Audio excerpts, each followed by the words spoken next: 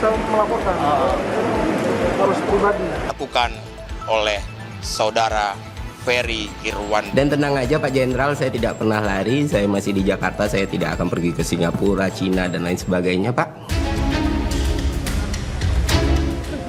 Wakil Direktur Siber Polda Metro Jaya AKBP Fian Yunus menyatakan, rencana pelaporan influencer Ferry Irwandi terkait dugaan pencemaran nama baik institusi.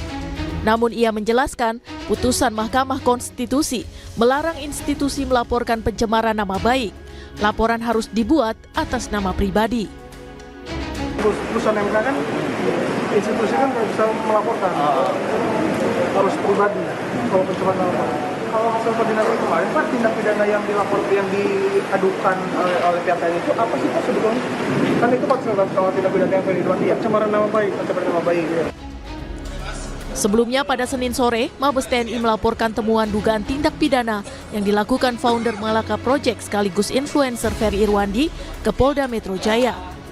Komandan Satsiber TNI bilang sudah berupaya menghubungi Ferry namun tak bisa terhubung. Kami temukan beberapa fakta dugaan tindak pidana yang dilakukan oleh saudara Ferry Irwandi, sehingga atas dugaan tindak pidana tersebut kami akan melakukan langkah-langkah hukum. Soal ancaman pidana, Ferry bilang ia siap menghadapi segala proses hukum.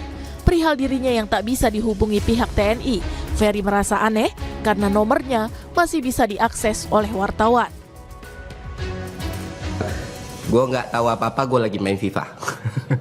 Dan tenang aja Pak Jenderal, saya tidak pernah lari, saya masih di Jakarta, saya tidak akan pergi ke Singapura, Cina, dan lain sebagainya Pak.